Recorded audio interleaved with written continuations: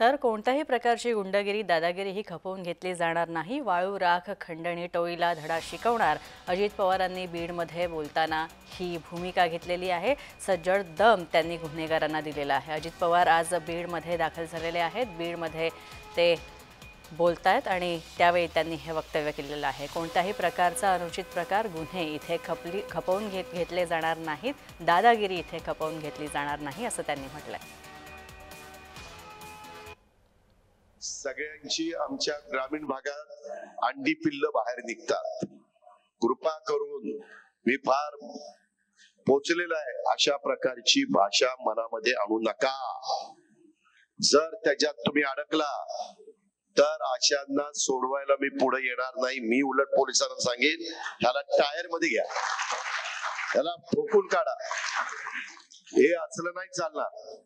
मी काही तर मकोका लावायला सांगितलेला आहे। मी दादागिरी अजिबात कुणाचीच खपून घेणार नाही।